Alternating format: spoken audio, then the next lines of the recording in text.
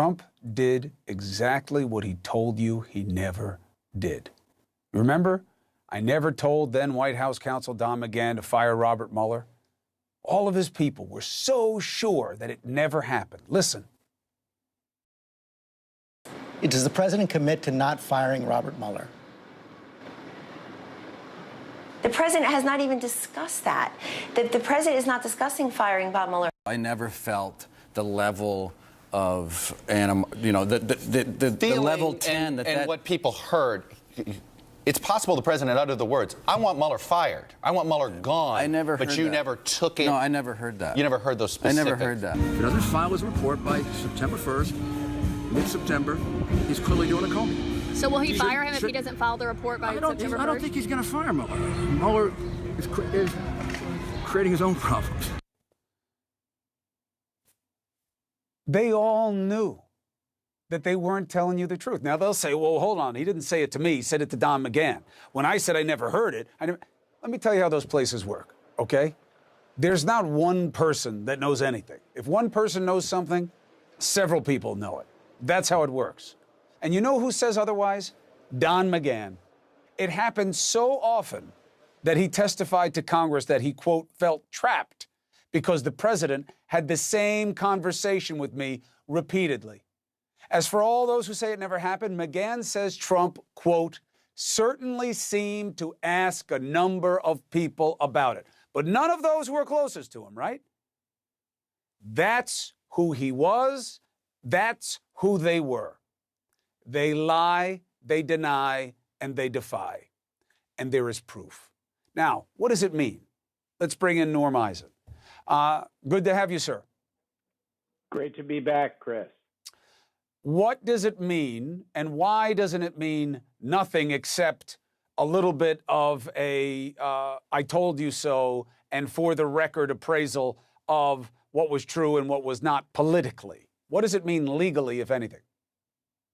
Well, Chris, the new revelations that the House Judiciary Committee finally got out of Don McGahn in the transcript that was released today demonstrate that the president's repeated denials that he wanted to fire Mueller, have Mueller fired, were false.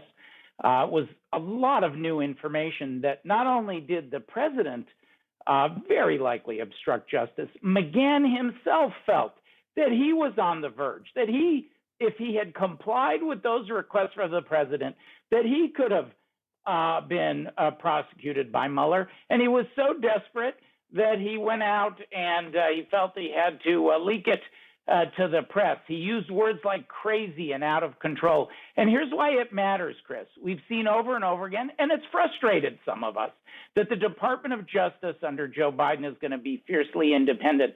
I think with this public transcript out there, they must look again at the presidential obstruction of justice. In a country where no person is above the law, we have more proof that the president broke it. So I think it's going to require another hard look by DOJ. What would you like to bet? That there is absolutely no action taken by the DOJ to open any kind of investigation against the former president or any of his people on this issue? I understand your skepticism. It's a polite word for it. I will bet you that the president is going to face charges somewhere. You're right. It's a steep hill. His greater exposure is in New York State, in Georgia, for some of his election misconduct. But, Chris, I know the Department of Justice, and I don't believe that they are going to be able to turn away from this transcript. It's public now. That's why it was so important to do it. They have got to ask themselves, are we really going to let the president get away with this? I recognize that it's an uphill battle, but it's important for DOJ to struggle with that question. A lot to talk about. CNN senior legal analyst, Mr. Elie Honig, a former federal prosecutor. Elie, good to see you.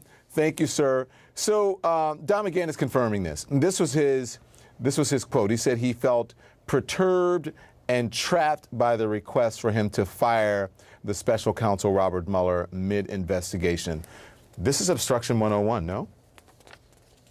Yeah, perturbed and trapped are really understatements. I mean, this is the single most flagrant instance of obstruction of justice laid out in the entire 448 pages of the Mueller report. Donald Trump instructed Don McGahn, his hand-picked White House counsel, to fire Robert Mueller mid-investigation. Now, luckily for Donald Trump, Don McGahn had enough common sense to sort of blow him off and hope that this little temper tantrum blew over, but it didn't. He kept coming back to McGahn saying, get it done, and eventually Trump told McGahn, I need you to lie about this, and I need you to make a false document about this, Don. I don't care how strongly you want to try to defend Donald Trump on, well, he has constitutional powers as a president. No president has a power to instruct somebody to create a false document. That is obstruction of justice. Okay, and so now McGahn is telling him that Trump told him, right, that you better deny this. I mean, what does that mean? I mean, that's he's telling him to say something that is false. He's instructing his counsel? Yeah.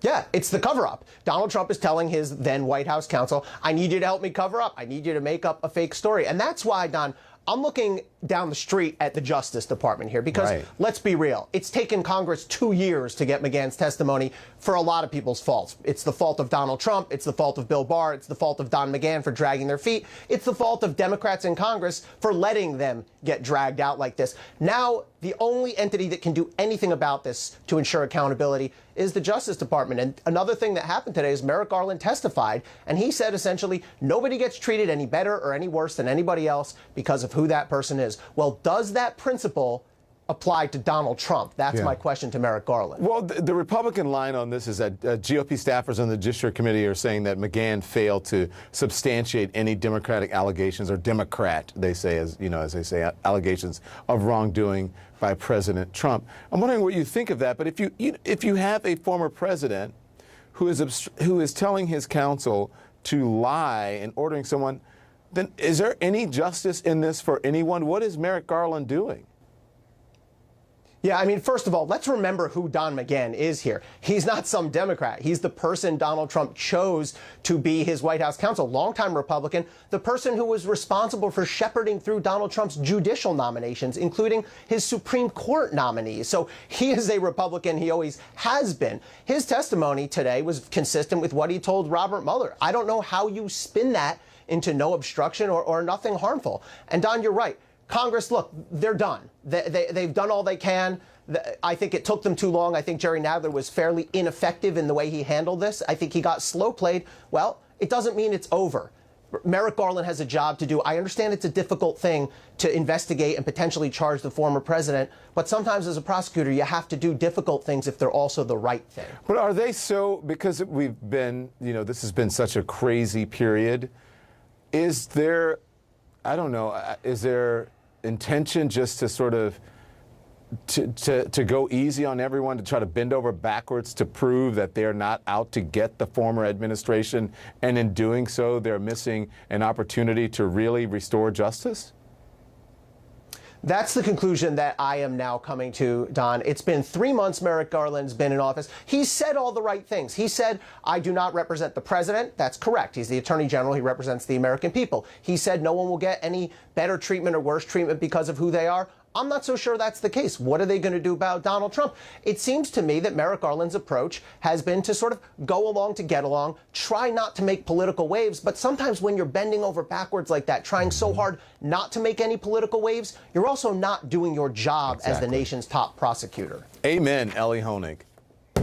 That was great analysis. Thanks, that's why we have you here. Thank you, Ellie. I appreciate it.